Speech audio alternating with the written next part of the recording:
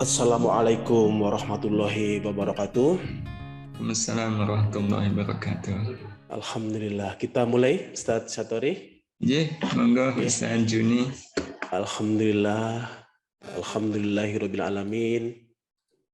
Alhamdulillahilladzi khalaqakum min dhafin thumma ja'ala min ba'di dhafin quwwah thumma ja'ala min ba'din quwwatin dhafan. Asyhadu an la ilaha illallah, asyhadu anna Muhammadar Rasulullah. Allahumma sholli ala sayyidina Muhammad wa ala ali sayyidina Muhammad. Alhamdulillah, puji syukur kita panjatkan kepada Allah di kesempatan Kamis pagi ini 17 Februari 2022 kita bertemu kembali di agenda rutin IKADI Daerah Istimewa Yogyakarta di acara ngopi ngaji online pagi bareng IKADI, dan ini setiap Kamis pagi jam 5.30 bisa diagendakan. Dan kali ini alhamdulillah kita dibersamai oleh Ketua IKADI Daerah Istimewa Yogyakarta khususnya Kabupaten Sleman, Ustadz Kiai Haji Dr. Andes Syatori Abdul Rauf. Beliau adalah pimpinan Pondok Pesantren Darus Solihat dan juga sering mengisi tentang kajian jelajah hati. Nah, alhamdulillah hari ini momen Isra Mi'raj juga di bulan Rajab, kita akan mengambil tema yang cukup menarik, yaitu adalah agar sholat menjadi imam kehidupan. Agar sholat menjadi imam kehidupan. Alhamdulillah, oleh karena itu siapkan pertanyaan nanti sekitar 30 menit Ustadz Satori akan menyampaikan, dan setelah itu kita bisa dialog mengkaji bagaimanakah agar meningkat kuantitas maupun kualitas sholat kita, agar sholat menjadi imam kehidupan. Tafadhol Ustadz Syatori Abdul Rauf, waktu dan tempat kami persilahkan. Terima kasih Ustaz Juni. Suara saya jelas Ustaz? Alhamdulillah, jelas. Alhamdulillah. Tayangan juga ada sudah ya, baik. Terima kasih. Assalamualaikum warahmatullahi wabarakatuh. Waalaikumsalam. Bismillahirrahmanirrahim. Alhamdulillah wa syukrulillah. Thumma salatu wassalamu ala rasulillah nabiyyina Muhammad ibn Abdillah wa ala alihi wa ashabihi wa mawalah. La haula wa la quwwata illa billah, amma ba'd.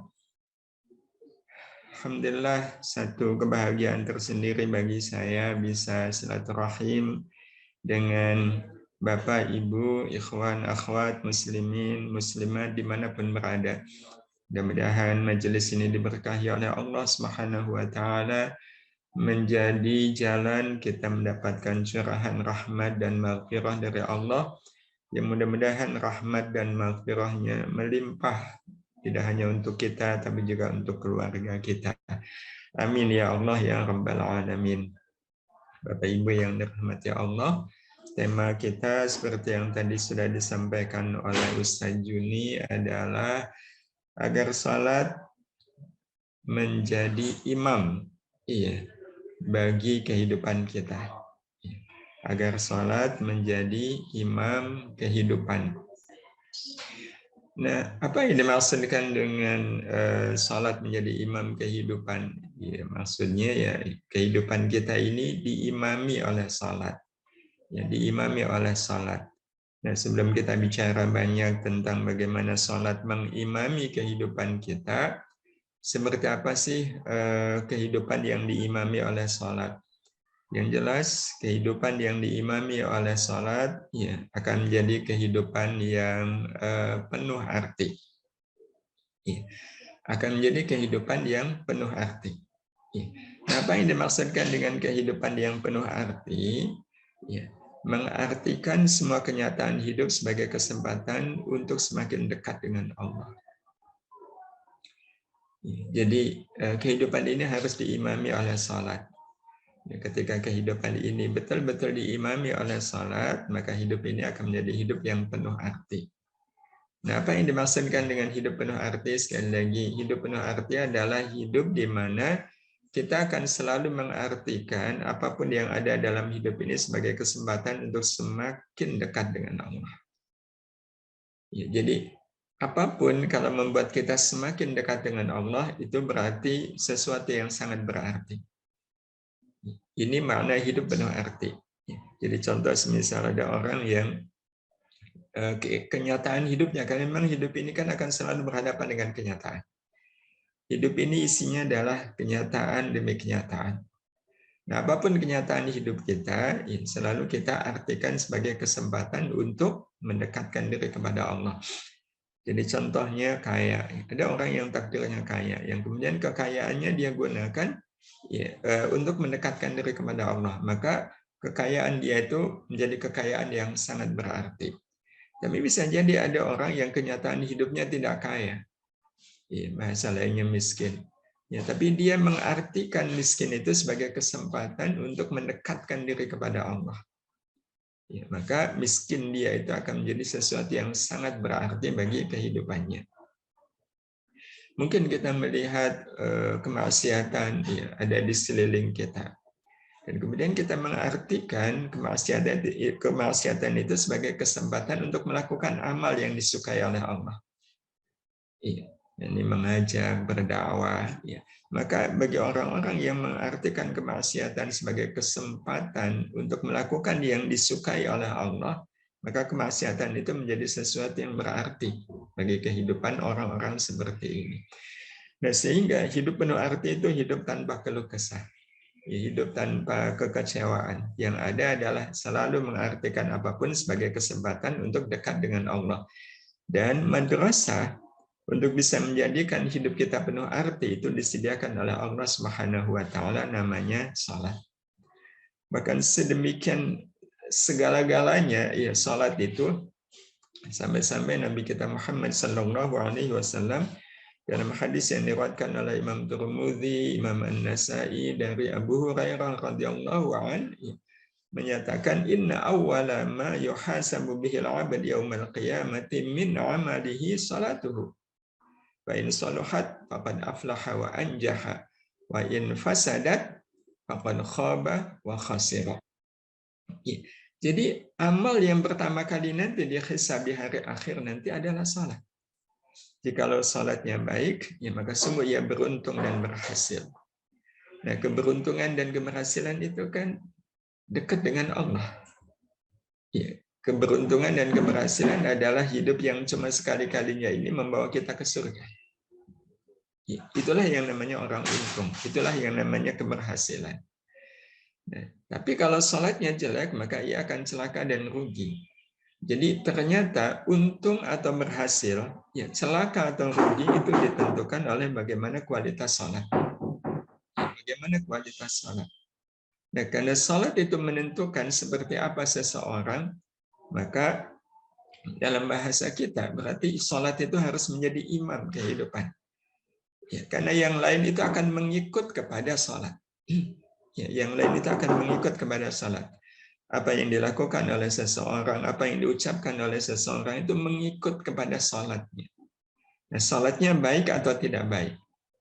Nah, kalau salatnya baik, maka yang lain jadi ikut baik. Kalau salatnya tidak baik, nanti yang lain juga akan mengikut untuk tidak baik. Nah, kebaikan itu adalah ketika kita menjadikan apapun hidup ini membuat kita beruntung dan berhasil. Dan kalau membuat hidup ini celaka dan rugi, berarti itu adalah kerugian. Nah, Bapak Ibu yang dirahmati Allah Subhanahu wa taala, di surat Al-Ankabut ayat 45, Allah Subhanahu wa taala menguatkan bahwa salat itu memang harus menjadi imam kehidupan. Kalau Allah membahasakannya dengan wa aqimis shalah, innas salata tanha 'anil fahsya'i wal munkar. Salat itu bisa mencegah dari perbuatan keji dan munkar. Dan awal seseorang itu tumbuh baik adalah kalau dia tercegah dari melakukan perbuatan keji dan munkar. Awal tumbuhnya kebaikan pada diri seseorang adalah tidak tumbuhnya keburukan. Karena kebaikan itu hanya akan tumbuh dari tidak tumbuhnya keburukan. Orang yang kebaikannya tumbuh tapi keburukannya juga tumbuh, itu bisa jadi tumbuhnya keburukan ya bisa lebih cepat daripada tumbuhnya kebaikan. Ya karena itu satu-satunya cara untuk menjadikan kebaikan kita tumbuh adalah tidak membiarkan keburukan ini tumbuh. Dan madrasah untuk mencegah agar keburukan ini tidak tumbuh, ya, berdasarkan Al-Ankabut ayat 45 ini adalah salat. Tapi ini kan sangat tergantung pada bagaimana salat seseorang, kualitasnya. Nah, hadirin hadirah yang dirahmati Allah Subhanahu wa taala, karena itu kita katakan tadi salat tidak bisa dipisahkan dari kehidupan.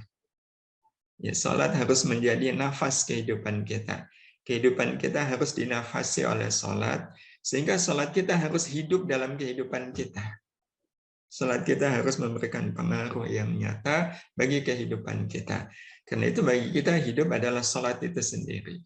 Sehingga bagi kita, Bapak Ibu yang dirahmati Allah Subhanahu wa taala, apa yang kita lakukan di luar salat adalah implementasi dari salat kita. Ya, implementasi dari salat kita. Kata-kata kita sebenarnya adalah implementasi dari salat-salat kita. Bukankah waktu kita salat kita hanya mengucapkan yang baik? Maka semestinya di luar salat pun kita hanya mengatakan yang baik.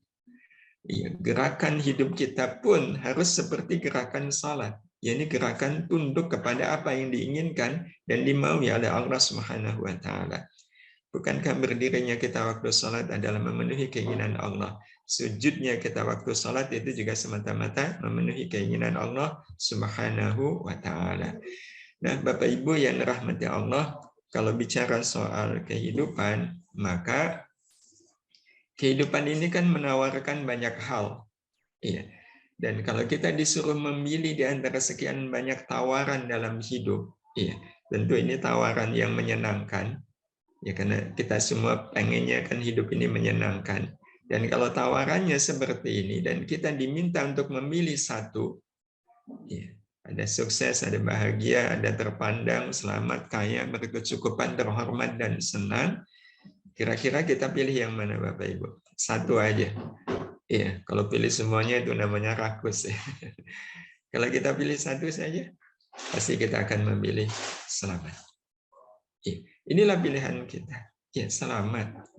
Ya, kaya kalau celaka buat apa? Ya, terhormat tapi kemudian akhirnya celaka buat apa? Hidup ini sebenarnya ya, memberikan pandangan yang sangat mulia bagi kita.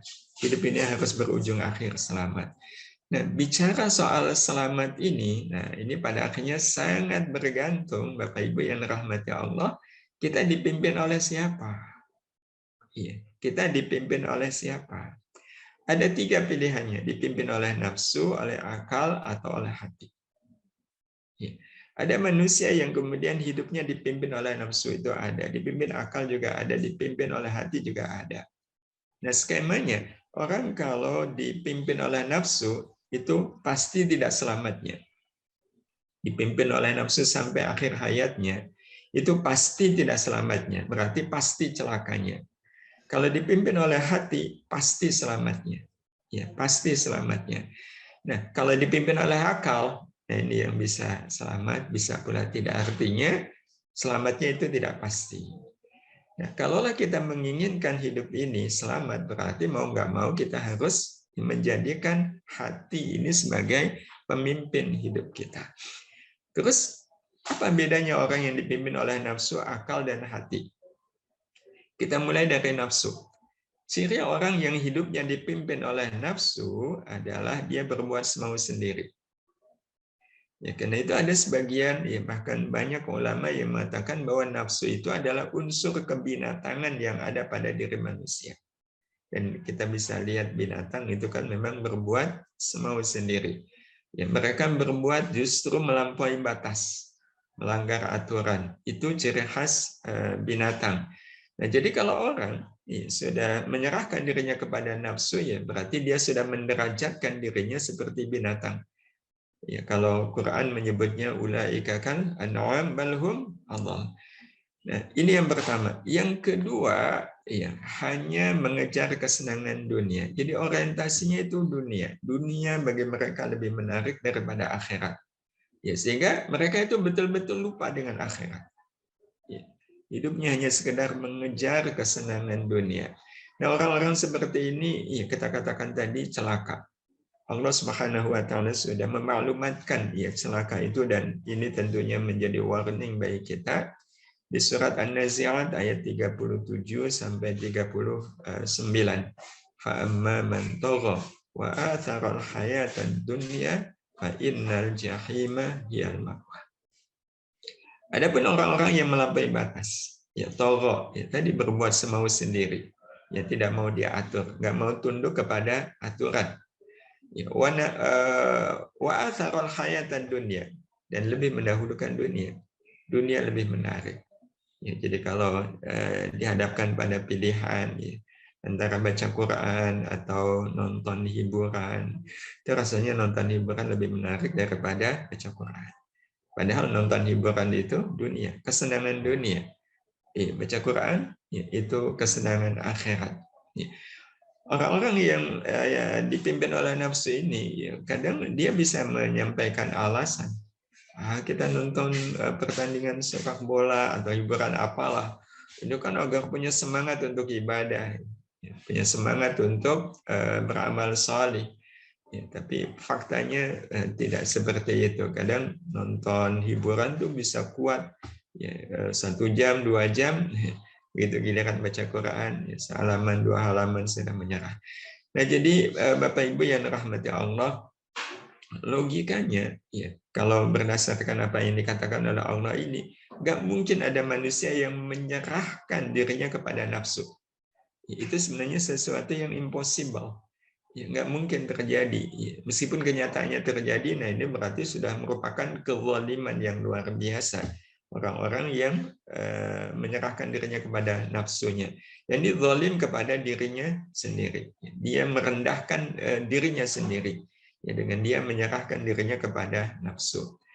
Nah, yang kedua adalah orang yang dipimpin oleh akal. Nah, kalau dipimpin oleh akal, orientasinya atau menimbang amal dengan keuntungan duniawi. Jadi kalau nafsu itu kesenangan duniawi, kalau akal itu lebih kepada keuntungan duniawi. Saya dulu sekolah kan mahal, ya udah sekarang saya punya profesi, saya harus jual profesi ini agar saya bisa mendapatkan keuntungan duniawi sebanyak-banyaknya. Yang kalau sudah bicara keuntungan duniawi, itu pada akhirnya dekatnya dengan kesenangan duniawi. Ya karena itu, kalaupun akal membuat keselamatan hidup seseorang, iya bisa tidak, tapi kemungkinan celakanya itu lebih besar daripada selamatnya. Karena itu sebenarnya menyerahkan kepemimpinan hidup sepenuhnya kepada akal, saya katakan sepenuhnya kepada akal, itu sebenarnya bukan pilihan. Karena kemungkinan celakanya itu lebih besar. Minimal orang-orang yang menyerahkan hidupnya kepada akal itu sulit untuk menjadi orang yang ikhlas. Ya, sulit untuk menjadi orang yang ikhlas. Sebagai contoh paling mudah, beli jeruk rasanya kecut. Wah, itu untuk ikhlas sulit. Iya, untuk ikhlas itu sulit. Padahal kita tahu ikhlas itu kan justru adalah jalan lurus menuju ke surga. Ikhlas adalah cara agar kita bisa dekat dengan Allah Subhanahu wa taala. Agar kenyataan hidup ini membawa kita dekat dengan Allah, kan kuncinya adalah kenyataan hidup ini harus dihadapi dulu dengan ikhlas. Ya, tapi bagi orang-orang yang hidupnya sepenuhnya dikuasai akal, itu sulit sekali untuk ikhlas. Jadi kalau sudah mengalami kenyataan hidup seperti ini, yang muncul pada pikirannya adalah, wah ini pedagangnya nipu ini. Wah, ini kapok saya. Ya, termasuk juga kalau berbuat baik ke orang yang dibaiki berlaku tidak baik kepada kita. Itu kan yang bekerja kadang akal. Ketika yang kuat akal maksudnya, ya udah pikirannya apa Bapak Ibu? Kecewa saya. Ya, saya kecewa dengan sahabat saya udah begitu banyak berkorban untuk dia, tapi dia berlaku seperti itu kepada saya. Saya tidak akan lagi berbuat baik kepada dia, saya nggak akan lagi menolong dia. Nah itu ciri orang yang hidupnya dipimpin oleh akalnya. Nah karena itu tidak ada pilihan bagi kita, Bapak Ibu yang dirahmati Allah, kecuali kehidupan ini harus dipimpin oleh hati. Nah, apa ciri bahwa kehidupan ini dipimpin oleh hati yang menjadikan hati itu sebagai sumber segala tindakan dan perbuatan? Dan kalau kita akan jumpai nanti, hidup ini hanya akan logis kalau dikelola dengan logika hati. Ya, ketika kita melihat apapun dengan logika akal, itu tidak selogis kalau kita melihat kehidupan ini dengan sudut pandang hati. Hadirin hadirah yang dirahmati Allah Subhanahu wa taala, salat yang sedang kita bicarakan ya, pada kesempatan kajian kita hari ini adalah betul-betul saya katakan tadi madrasah ya, yang membuat kita akan menyerahkan kepemimpinan hidup kita kepada hati nurani kita. Jadi menjadikan salat sebagai imam kehidupan itu sama dengan menjadikan hati sebagai imam kehidupan kita. Kita berbuat atas dasar panggilan hati. Kita bertindak, berucap betul-betul dengan sepenuh hati kita. Nah, salat sekali lagi itu madrasah. Madrasah yang kalau kita menunaikannya dengan baik dan benar, itu akan memiliki makna yang sangat kuat bagi hati. Nah, kuatnya hati akan menjadikan dia yang kelak nanti akan menjadi pemimpin. Karena logika kepemimpinan adalah siapa yang paling kuat. Ya, siapa yang paling kuat, dialah yang kelak nanti akan menjadi pemimpin. Dan itu kita lihat dalam kehidupan sehari-hari kita. Hal yang sama dengan diri kita. Diri kita ini kan sebenarnya juga masyarakat. Ada banyak sekali anggota masyarakat di dalam diri kita. Ada tangan, ada kaki, ada mata, ada mulut, ada segala macam. Yang mereka itu bertindak sesuai dengan perintah. Nah, perintah siapa? Nah, 3 kemungkinan. Bisa perintah nafsu, bisa perintah akal, bisa perintah hati. Nah, itu sangat tergantung siapa yang kuat di antara ketiganya. Orang yang nafsunya paling kuat, maka dia akan dipimpin oleh nafsunya. Kalau yang kuat akalnya, yang dipimpin oleh akalnya. Kalau yang kuat hatinya, ya akan dipimpin oleh hatinya. Nah, salat, kalau ditunaikan betul-betul dengan baik, itu akan menguatkan hati. Sehingga secara otomatis, hati yang memimpin akal, hati yang memimpin nafsu, hati yang memimpin seluruh yang ada di dalam diri kita. Dan Bapak Ibu yang dirahmati Allah, dari mana kita tahu bahwa salat mengajarkan kepada kita untuk menyerahkan kepemimpinan hidup ini kepada hati? Mari kita lihat dari 4 gerakan utama dalam salat. Semua bermula dari 4 gerakan utama dalam salat. Bukankah salat itu mengenal berdiri, kemudian rukuk, setelahnya sujud, dan kemudian duduk.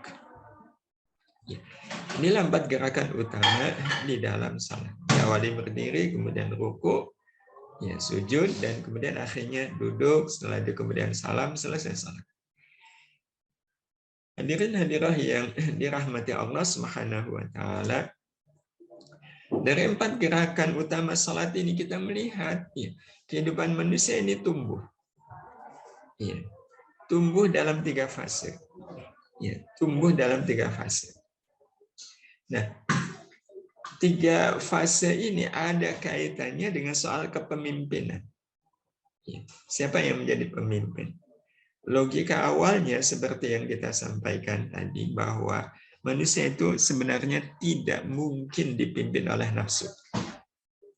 Allah Subhanahu wa taala tidak pernah mendesain manusia itu akhirnya dipimpin oleh nafsu. Nggak ada dalam rencana Allah, nggak ada dalam rancangan Allah. Kenapa? Karena nafsu itu unsur kebinatangan. Tapi kenapa di dalam diri manusia ada nafsu? Tujuannya adalah agar manusia segera menguatkan akalnya, segera menguatkan hatinya. Sehingga akhirnya nafsu ini dipimpin. Dipimpin oleh akal yang kemudian akhirnya dipimpin oleh hati. Bapak Ibu yang dirahmati Allah, kenapa kita katakan nggak mungkin dipimpin oleh nafsu? Karena nafsu itu unsur kebinatangan. Logikanya, manusia yang naik kerbau atau kerbau yang naik manusia. Kan bisa dibayangkan kalau kerbau yang naik manusia, seperti apa nasib manusia. Maka seperti itu gambaran tentang manusia yang dipimpin atau yang menyerahkan dirinya kepada nafsu. dia sudah menzalimi dirinya, dia sudah menganiaya dirinya. Nah, karena akibat dari dipimpin oleh nafsu adalah manusia akan celaka, maka inilah yang membuat manusia harus menguatkan akal dan hati. Ya, karena yang bisa menundukkan nafsu itu kekuatan akal yang kemudian disempurnakan dengan kekuatan hati. Hanya itu yang bisa menundukkan. Jadi kalau orang akalnya lemah, hatinya lemah, ya walaupun dia berusaha melawan nafsunya, dia nggak akan sanggup. Iya, dia nggak akan sanggup. Jadi ini hikmah kenapa Allah memberikan kepada kita nafsu, agar timbul kesadaran pada diri kita, akal ini harus dikuatkan, hati juga harus dikuatkan. Nah, menguatkan akal dan hati itulah yang pada akhirnya nanti akan menjadi fase tumbuh berkembangnya manusia. Sehingga manusia dengan akalnya, dengan hatinya memimpin nafsu. Jadi manusia yang normal tidak akan mungkin menjadi tunggangan nafsunya. Manusia yang kemudian menunggangi nafsu, mengendalikan nafsu. Bapak Ibu yang dirahmati Allah, kita kaitkan dengan gerakan salat. Iya, salat dimulai berdiri. Nah, waktu berdiri, akal ini kita melihat dalam pandangan umum. Ya. Orang kalau menyebut akal itu kan selalu ada di kepala. Kalau hati, menyebutnya sering di dada. Nah, artinya ya, berdiri yang merupakan awal dari gerakan sholat adalah fase awal perkembangan hidup manusia. Ya. Jadi manusia itu awalnya akalnya ada di atas hatinya. Akalnya ada di atas hati. Sehingga menyimpulkan apapun itu berdasarkan akal. Dan karena ini adalah fase awal, maka ini adalah fase anak-anak. Dan kalau kita lihat anak-anak, ya Bapak Ibu yang dirahmati Allah, itu kan akalnya memang lebih kuat daripada hatinya. Mainan dia direbut oleh adiknya. Apa yang dilakukan? Rebut balik. Kenapa dia merebut balik? Dia menggunakan akalnya. Itu kan mainan saya. Enak aja direbut oleh adik. Dia nggak punya hak atas mainan ini. Wong ini mainan saya. Itu kan akal. Itu akal. Jadi sulit berbagi itu memang lazimnya anak-anak. Pengen dapat yang paling banyak, tengkar. Itu kan dunia anak-anak. Nah, tapi kita semua tahu di dalam sholat berdiri itu tidak selamanya. Bahkan kita kalau ditanya soal waktu sholat ya Bapak Ibu, lebih senang imam baca An-Naba, An-Nazi'at kalau kita jadi makmum atau baca Qul Ya Qulhu. Banyak yang mengatakan ya lebih senanglah Qul Ya Qulhu. Nah itu artinya kita sendiri seperti mengingatkan kita dalam kehidupan ini. Jangan lama-lama di fase berdiri. Jangan lama-lama ya berada di fase awal ini. Iya. Maka bersegeralah kemudian ruku. Iya. Ruku itu sebenarnya memasuki masa baligh. Dan ini Bapak Ibu yang dirahmati Allah Subhanahu wa taala menjadi catatan tersendiri bagi kita. Iya. Di dalam Islam masa baligh itu kalau perempuan kan ketika datang haid. Nah, di mana datang haid itu kan usianya sekitar kalau di fikih 9 tahun. Iya, 9, 10, 11, iya. 12 itu iya. Anak-anak perempuan sudah haid. Iya. Berarti 12 tahun itu kan asumsinya sudah dewasa. Ya, sudah dewasa. Nah, sementara kalau dalam pandangan umum, usia 12 tahun itu dianggap sebagai usia masih anak-anak gitu. Jadi kalau mereka bersenang-senang segala macam itu memang masih menjadi dunia mereka. Ya, tapi sekali lagi Islam mengatakan bahwa usia-usia seperti itu adalah usia-usia yang sudah baligh. Ya. Dan sudah baligh itu artinya apa? Dia bertanggung jawab. Ya, bertanggung jawab.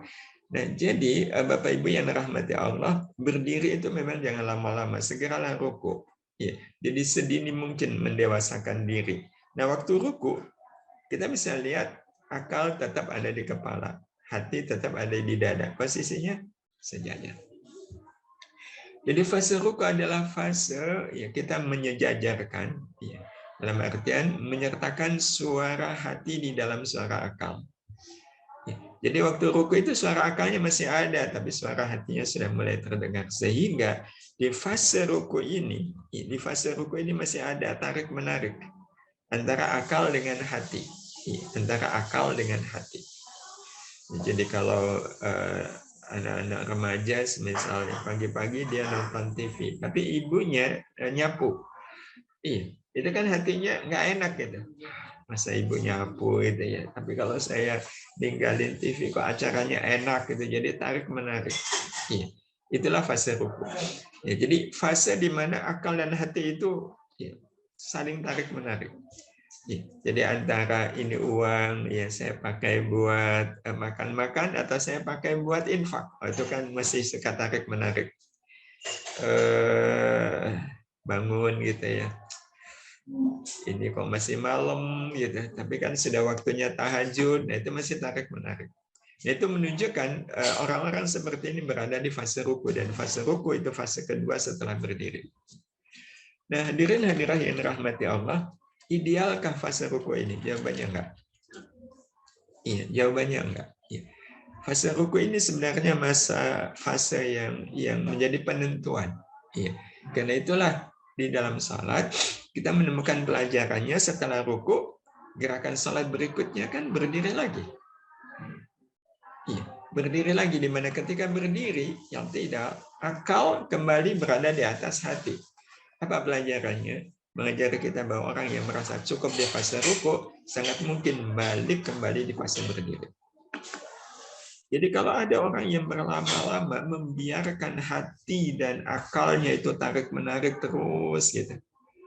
Iya, itu kan fase remaja lah kalau dalam bahasa umumnya kita. Tapi dibiarin aja sampai usia 20-an tahun, 30-an tahun gitu.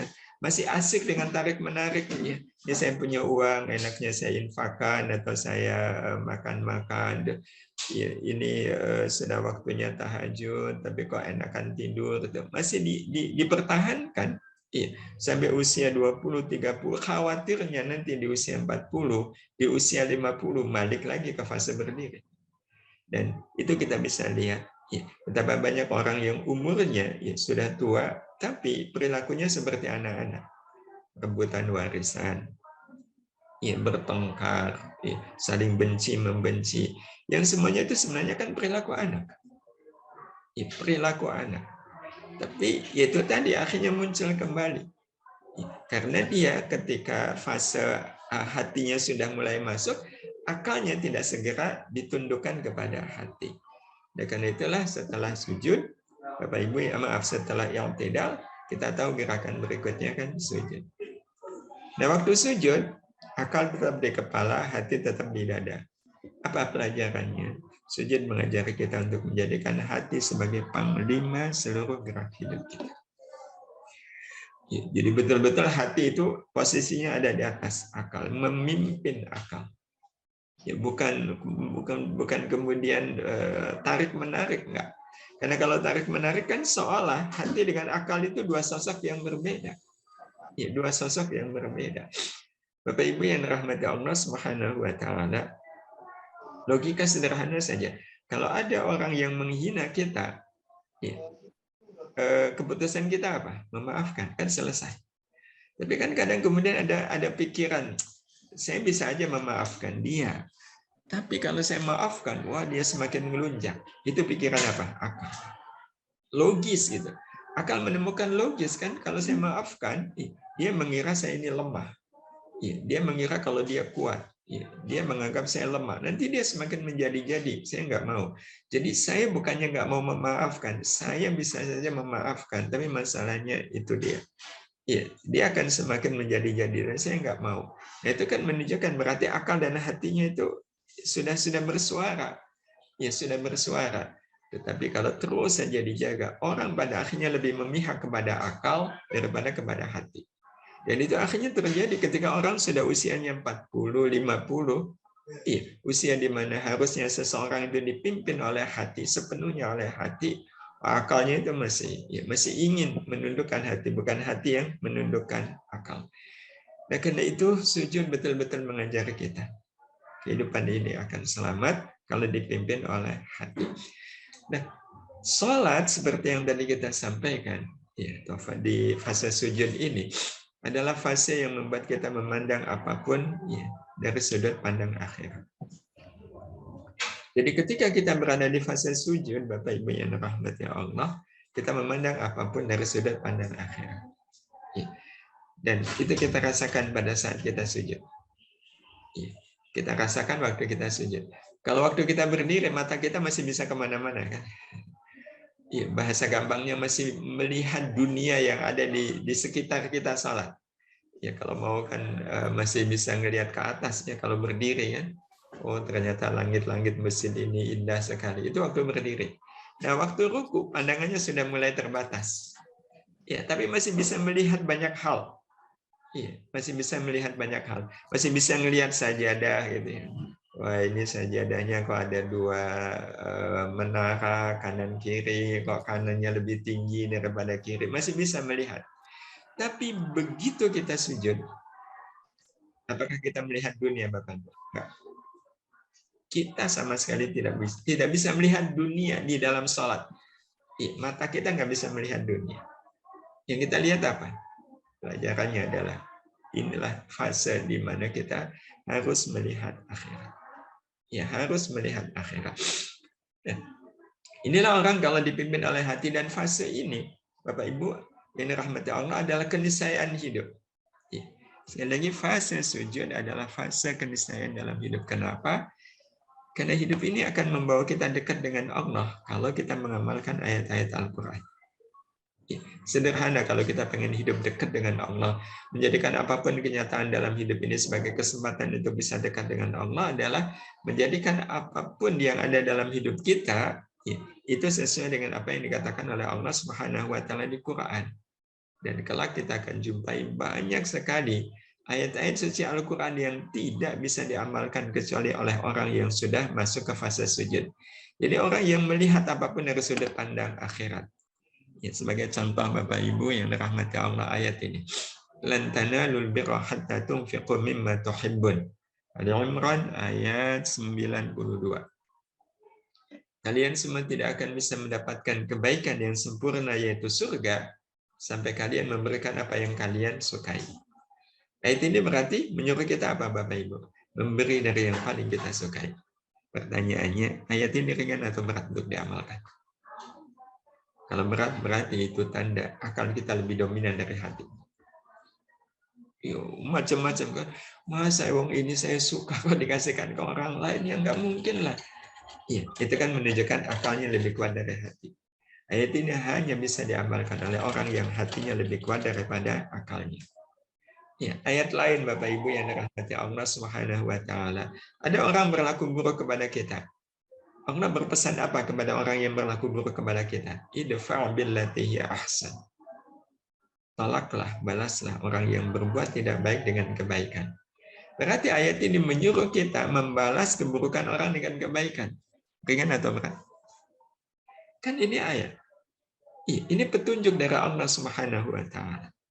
Ayat ini menjadi sangat berat kecuali oleh orang yang hidupnya dipimpin oleh hati. Ya, kalau dipimpin oleh akal seperti mananya macam-macam. Ya, yang ujung-ujungnya nanti kesannya akal itu kayak bersekongkol dengan nafsu. Ya, karena itulah akal bukan segala-galanya. Hati yang segala-galanya. Termasuk juga ini Bapak Ibu bayangkan lagi antri begini. Iya, ada yang nyerobot. Wah, itu sudah. Mangkel. Nah, yang mangkel itu siapa? Ya, karena melihatnya dengan akal, apalagi dengan nafsu. Kalau dengan nafsu ngajak tengkar. Kalau dengan akal itu dongkol.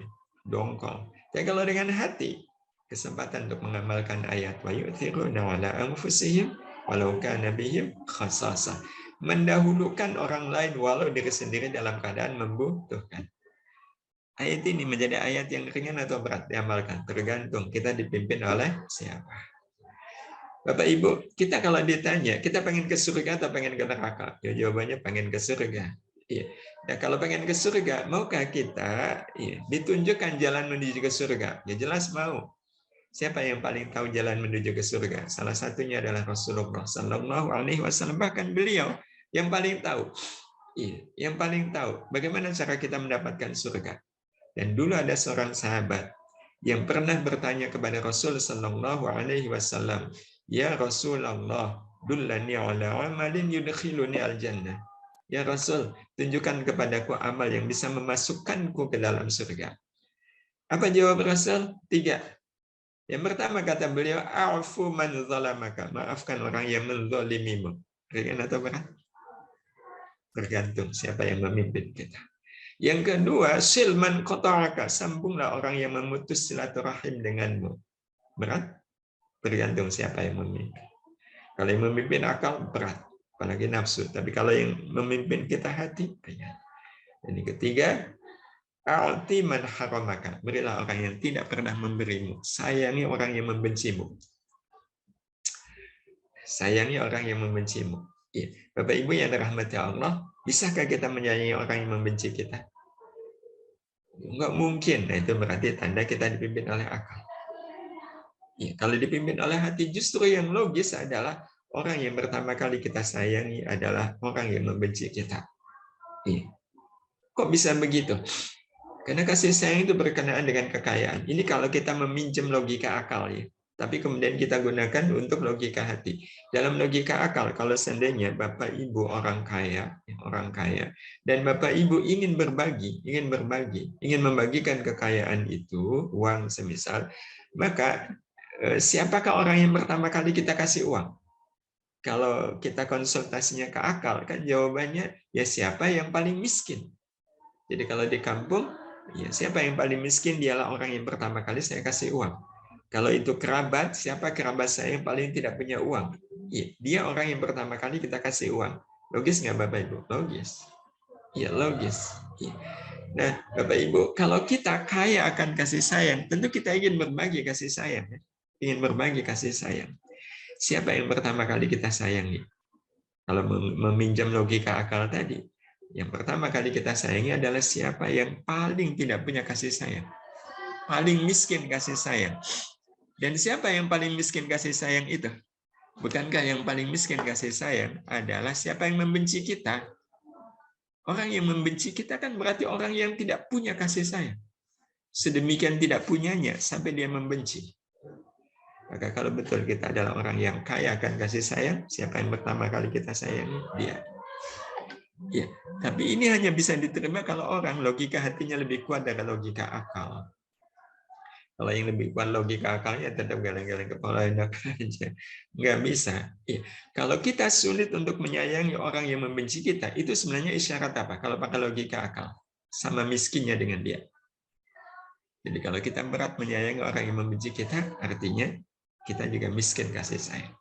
Maka yang muncul adalah saling benci-membenci.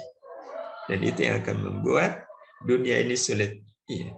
Dunia ini sulit. Termasuk orang-orang seperti ini sulit untuk menjadi rahmatan lil alamin. Jadi kalau IKD ini punya jargon rahmatan lil alamin, ya berarti mau nggak mau menjadikan hati ini sebagai pemimpin. Karena dengan hati kita akan bisa bahkan memang memprioritaskan orang pertama yang saya sayangi adalah siapa yang membenci kita.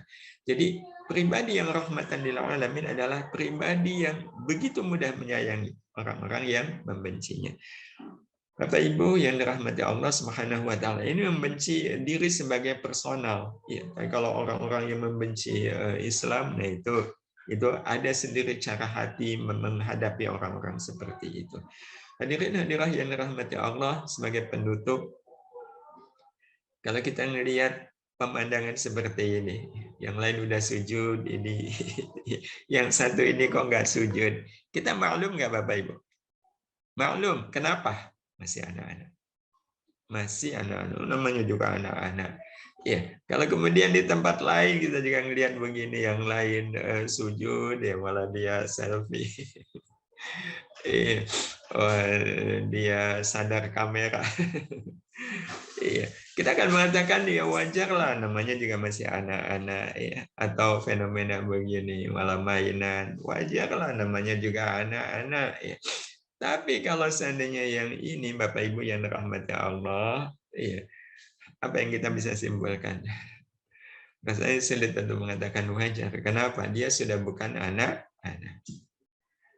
Kita kalau ngelihat diri kita ini, ya Allah, iya, sudah bukan lagi anak-anak. Maka begitu banyak kita jumpai orang-orang yang seharusnya sudah sampai pada fase sujud, menjadikan hati sebagai pemimpinnya.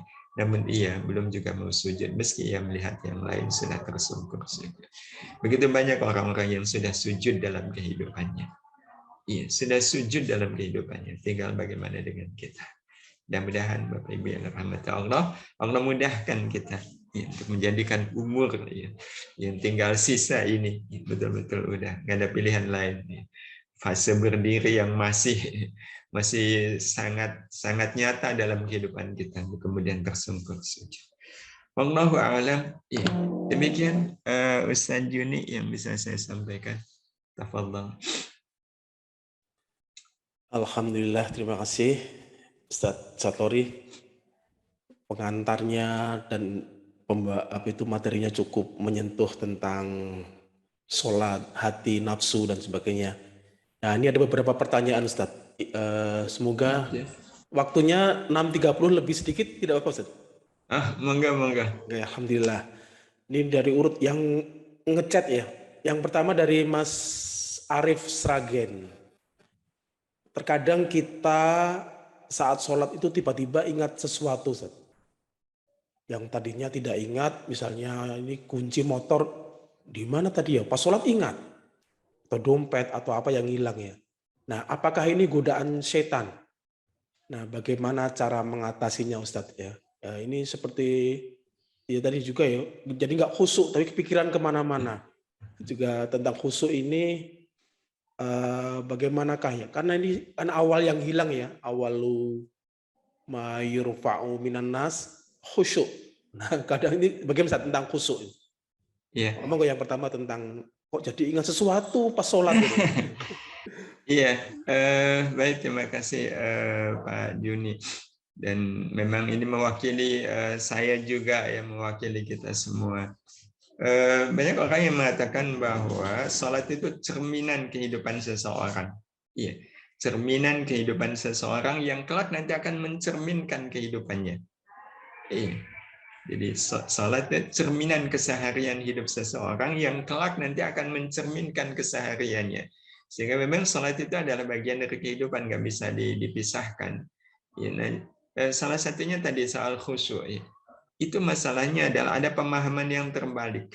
Ya, ada pemahaman yang terbalik. Dan bicara soal khusyuk ini sebenarnya yang saya katakan tadi itu cerminan betapa kita memandang kehidupan ini secara terbalik.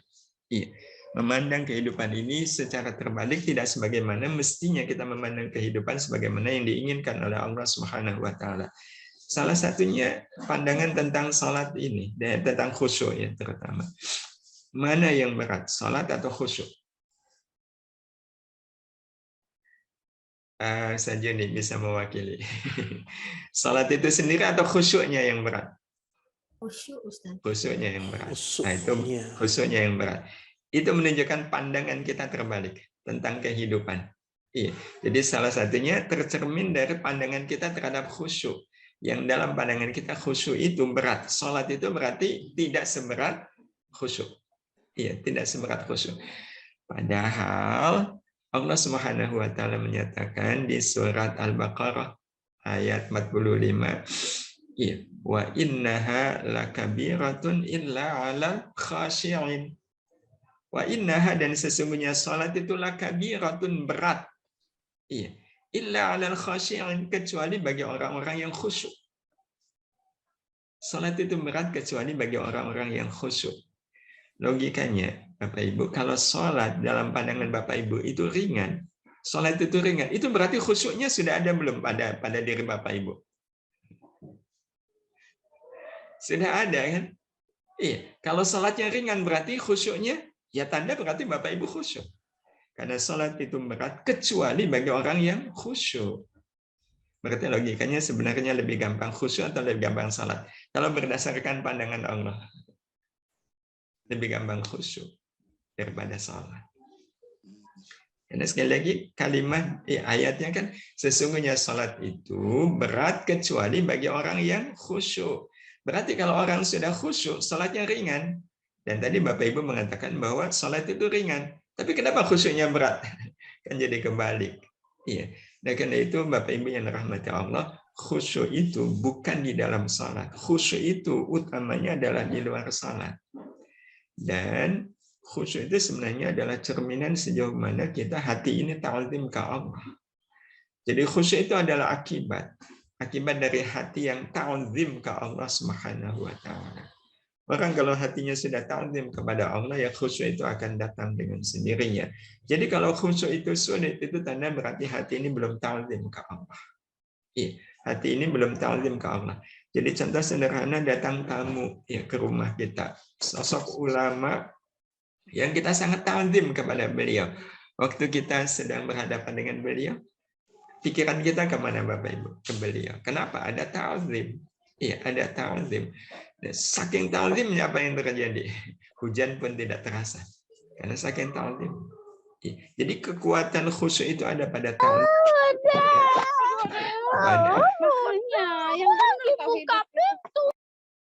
Iya. Kekuatannya ada pada khusyuk, ta'zim kepada Allah Subhanahu wa taala. Nah, ta'zim itu kan artinya menjadikan Allah sebagai satu-satunya yang segala-galanya dalam hidup. Dan kalau menggunakan logika akal, siapa sih yang paling segala-galanya dalam hidup ini? Kalau kita nanya akal, bukankah Allah? Tidak ada yang segala-galanya dalam hidup ini kecuali Allah Subhanahu wa taala. Sehingga kadang kita bertanya, ya, nggak bisa khusyuk itu menunjukkan kita dipimpin akal saja belum. Ya, menyerahkan diri kita kepada akal saja belum. Ya. Akhirnya, kalau orang ibaratnya sholat belum berdiri langsung sujud kan nggak mungkin. Jadi Bapak Ibu yang dirahmati Allah, kata kuncinya, kalau kita kemudian pengen khusyuk, ya berarti yang harus kita kuatkan adalah rasa ta'zim kepada Allah, dan itu dibentuknya tidak di dalam sholat, tapi di luar sholat. Nah, di luar sholat ini salah satunya bisa melalui sholat. Ya, tapi tidak menjadikan sholat itu sebagai kesempatan untuk khusyuk, untuk ta'zim kepada Allah. Jadi rasa ta'zim itu harus ada sebelum kita sholat. Jadi kalau dalam satu riwayat, Ali ketika mau sholat itu wajahnya berubah. Ketika ketemu dengan sahabat yang lain, yang heran, Ali, kenapa wajahmu berubah seperti itu? Apa kata beliau? Kau tidak tahu, saya sebentar lagi ini mau menghadap siapa? Iya. Teman-teman mahasiswa kalau mau menghadap dosen gitu, dosen pembimbing ya, yang sangat berwibawa itu, kira-kira wajahnya gimana? Pengalaman. Wah, wajahnya kan kelihatan ya. Kamu wajahnya, kamu nggak tahu ya, saya mau menghadap dosen nih, ya, bimbingan nih. Jadi kelihatan. Nah, kalau berhadapan dengan manusia saja, ya, itu wajah bisa berubah. Kenapa kemudian menghadap Allah tidak?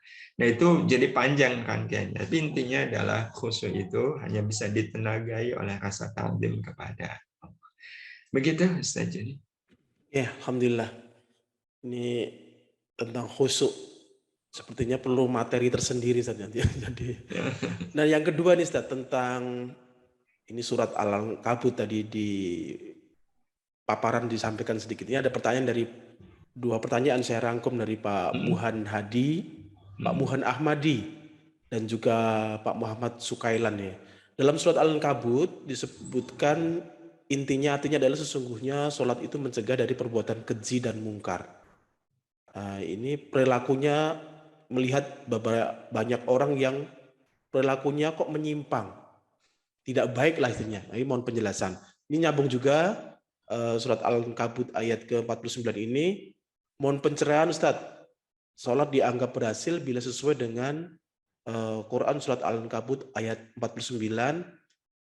Tanha anil fahsya wal munkar. Kalau boleh diartikan sepintas adalah tidak merugikan sesama. Apakah kesimpulannya demikian diperbolehkan Ustadz? Nah ini tentang perilaku yang habis sholat kok masih menyimpang, juga makna dari tanha anil fahsya wal munkar. Ya, tafadhal Ustaz. Iya, baik, terima kasih. Kita memang melihat kalau kata Ustaz Junis ya, STMJ ya, sholat terus maksiat jalan nih.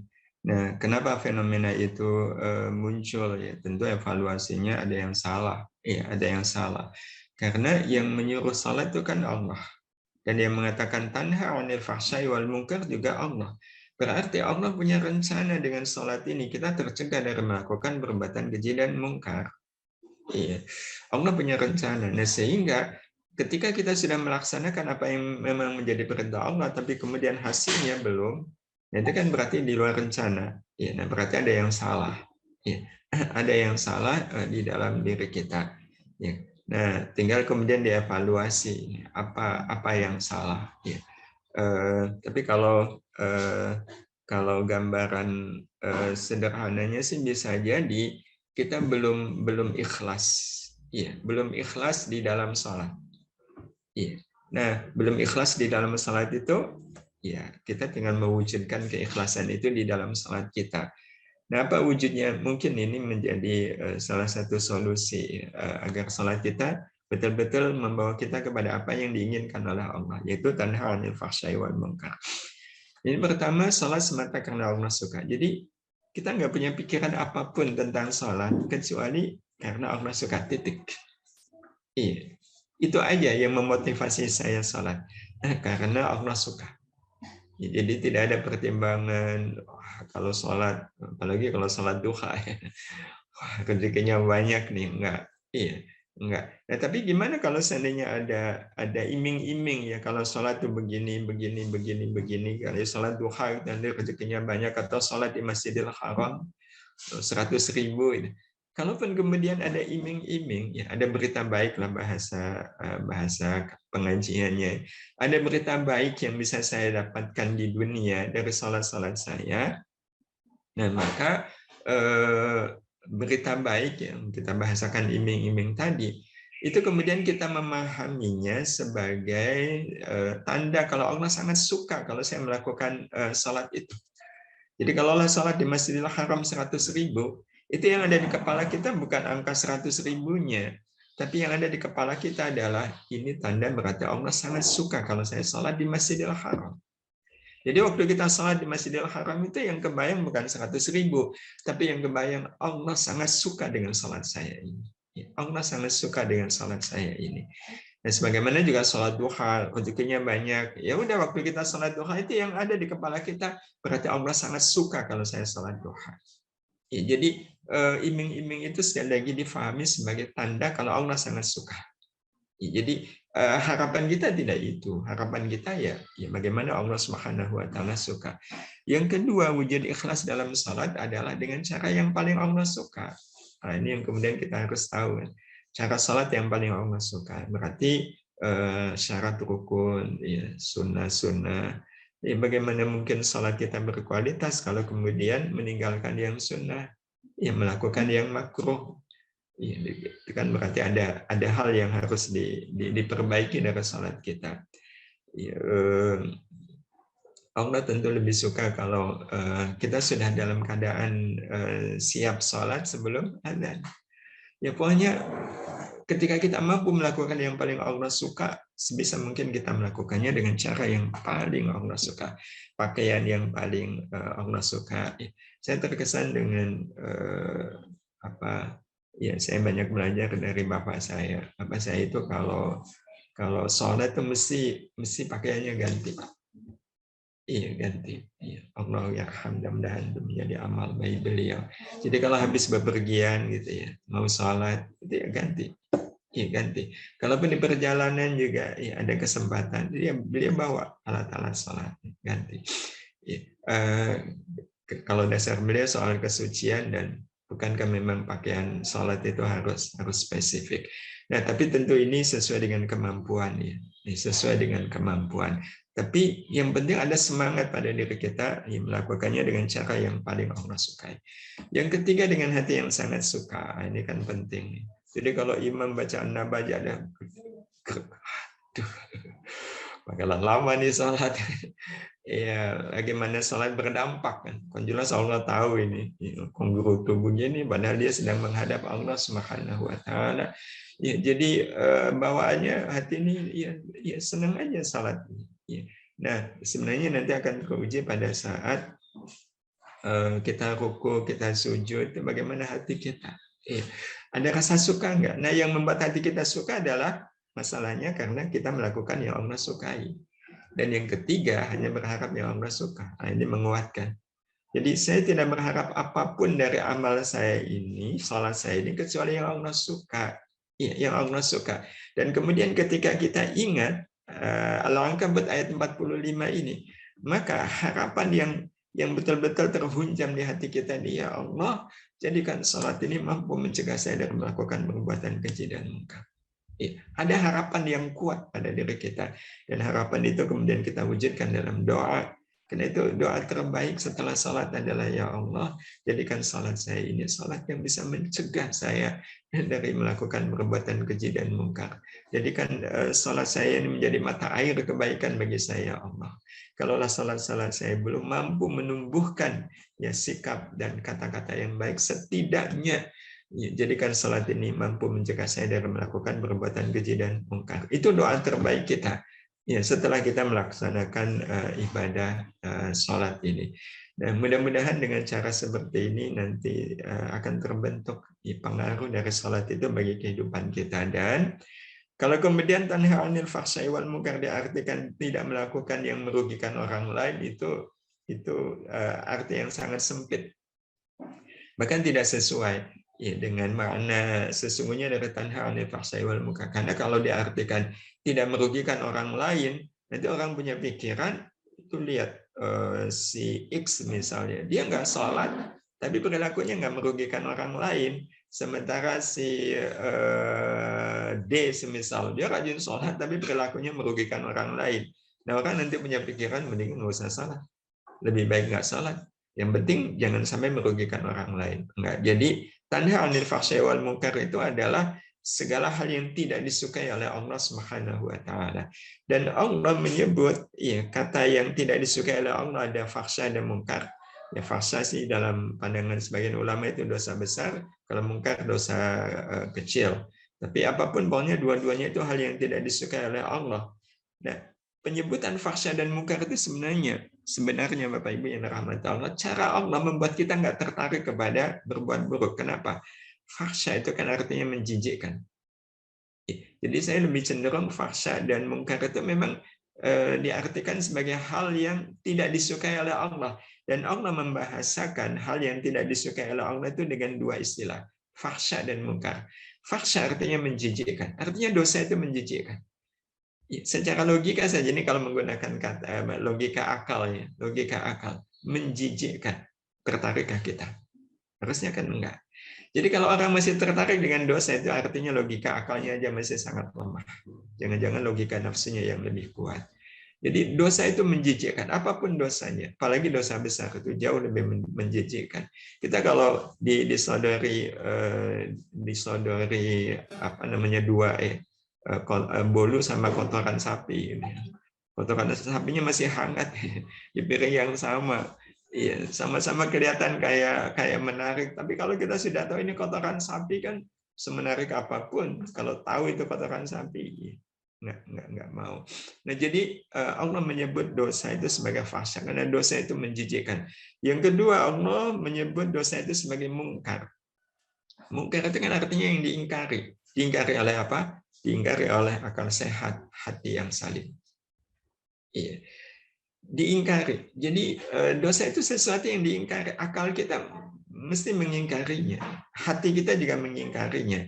Jadi kalau kemudian ada orang yang senang dengan dosa, itu berarti tanda akal dan hatinya sangat lemah. Ya, sangat lemah. Dengan dua istilah ini saja sudah cukup membuat kita harusnya tidak tertarik. Jadi ketika Allah mengatakan tanha 'anil fahsya'i wal munkar, sebagai hasil dari salat, itu untuk menguatkan. Ya, untuk menguatkan bahwa memang alamiahnya orang itu tidak suka kepada dosa, karena dosa itu menjijikkan, dosa itu pasti sesuatu yang diingkari oleh akal dan juga oleh hati. Wallahu a'lam. Alhamdulillah. Ini jadi tersentuh sekali hati kita dan juga semoga bisa memperbaiki sholat kita.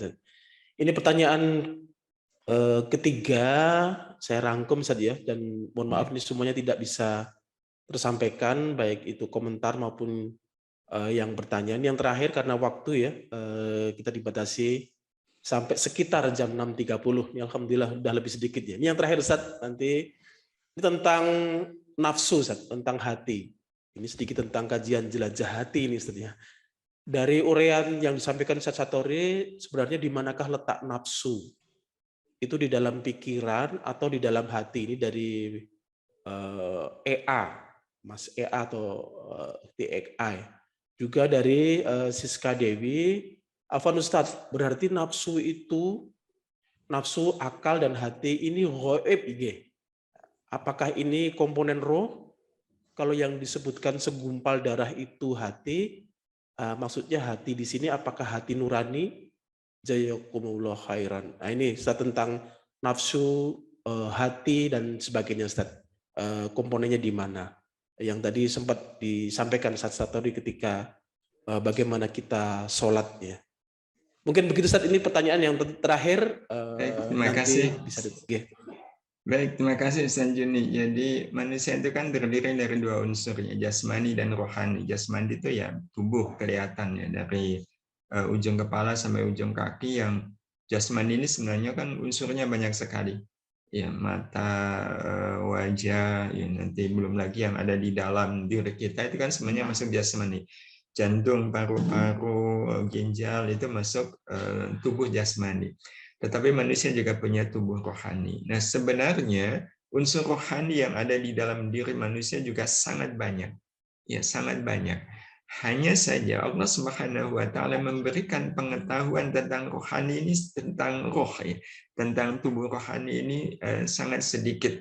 Ya, sangat sedikit. Nah, sebagaimana yang dikatakan oleh Allah, yas'alunaka 'anir ruh, qul ruhu min amri rabbi wa ma utitum minal ilmi illa qalila. Jadi pengetahuan kita tentang roh itu amat sangat sedikit. Nah, salah satu bukti sedikitnya adalah tentang roh ini kita hanya mengenal beberapa saja. Ada nafsu, ada akal, ada hati, iya. Nah, nanti ada jiwa, iya. Mungkin 4 ini, iya, 4 ini yang paling sering disebut ya tentang unsur rohani manusia. Nah, jadi kalaulah pengetahuan kita tentang roh itu sedikit, memang harusnya sedikit. Ya, kalau banyak itu nanti bisa jadi tidak maslahat. Jadi memang pengetahuan kita tentang roh sangat terbatas. Nah, karena dia adalah roh, maka jawabannya kita nggak tahu di mana dia berada. Akal gitu di mana, hati di mana, itu nafsu di mana. Yang jelas sih ada di dalam diri kita. Ya. Nah, cuma di dalam diri kitanya di mana, ya. Nah itu sebenarnya ya tidak bisa diputuskan dengan pasti. Ya, ketika kita masih hidup, ya mungkin nanti baru akan terjawab nanti ketika kita sudah di surga. Oh ternyata. Jadi tidak mengapa kita mengetahui roh itu sangat terbatas, kan memang cukup. Iya, jangan terlalu dalam soal roh ini. Nah, tapi yang jelas Bapak Ibu yang rahmati Allah, kalaulah disebut bahwa hati itu segumpal daging, itu daging rohani, ya, daging roh. Nah, sehingga hati dengan liver itu dua hal yang berbeda.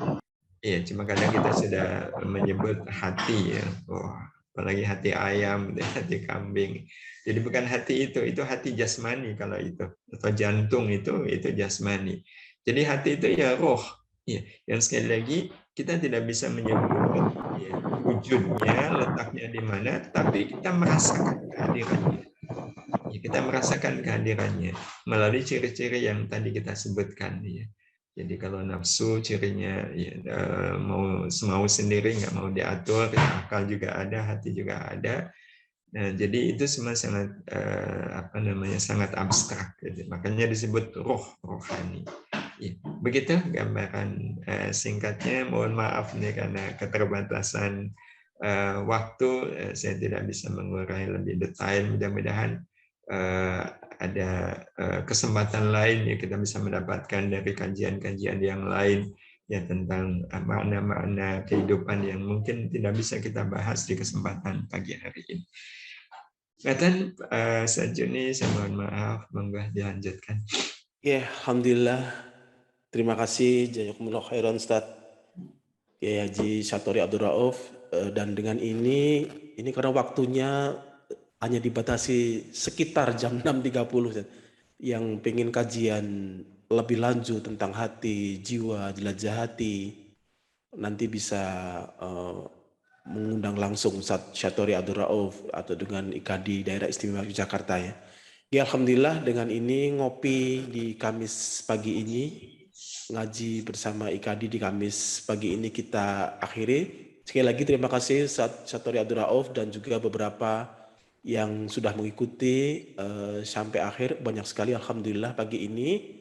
Dan juga ada beberapa pertanyaan yang ini juga komentar, suka chat secara pribadi dan juga WA tidak bisa tersampaikan. Insya Allah kita lanjutkan Kamis depan dan juga kajian berikutnya.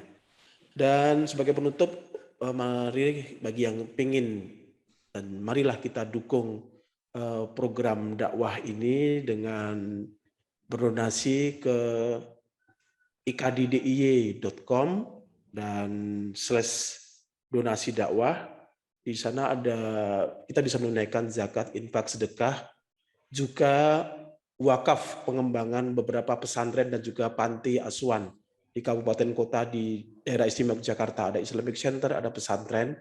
Marilah kita dukung dan lengkapnya klik di ikddiy.com/donasi dakwah atau ke rekening BSI, rekeningnya 7788888583 atas nama Lembaga Wakaf IKADI Daerah Istimewa Yogyakarta. Terima kasih, jazakumullah khairan buat semuanya. Marilah kita tutup dengan doa penutup majelis. Subhanakallahumma wa bihamdika asyhadu an la ilaha illa anta astaghfiruka wa atubu ilaik. Assalamualaikum warahmatullahi wabarakatuh. Assalamualaikum warahmatullahi wabarakatuh. Terima kasih Ustaz Juni, Bapak Ibu. Ya, sama-sama pamit. Terima kasih. Assalamualaikum warahmatullahi wabarakatuh. Matur nuwun Ustaz. Terus, Ustaz.